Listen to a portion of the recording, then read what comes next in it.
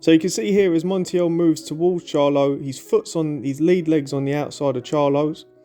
He takes his head off intelligently to the outside, to his right, to the outside of Charlo's left jab, and he throws his left hand through the seam with Charlo's head centre aligned.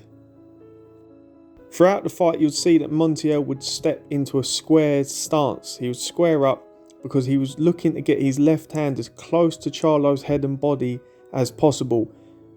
Moving unconventionally, normally the southpaw would look to operate on the outside and move away from the backhand. He wasn't. He was moving towards Charlo's backhand to firefight with him because he felt that by doing that it would give him a better chance in the fight to close that distance. So you'll see here Montiel transitions from southpaw to square to orthodox. You'll see he parries that jab, slips his head over to his right. He then at the same time becomes orthodox and allows himself to get close enough for the left uppercut, left hook. He just misses by inches, but seamless in his transition.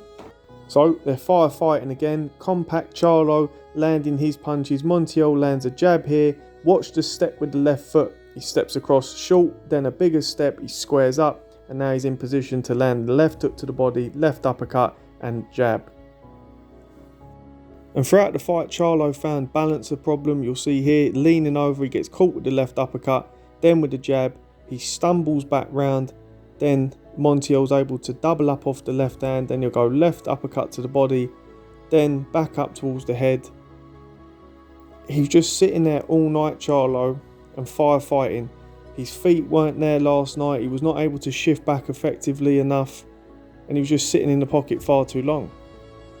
So again, he throws that jab, steps across to square up.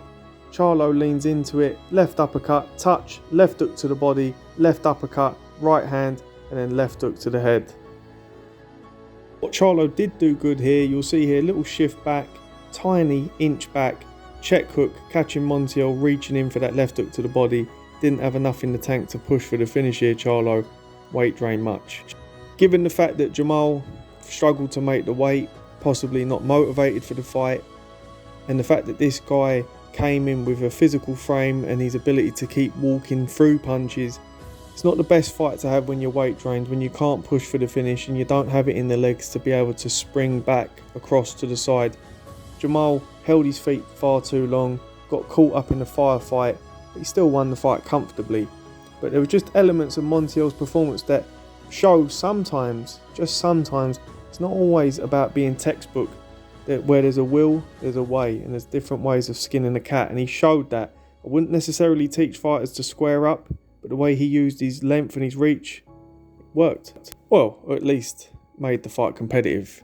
Maybe didn't work as per se, but at least it was a competitive fight.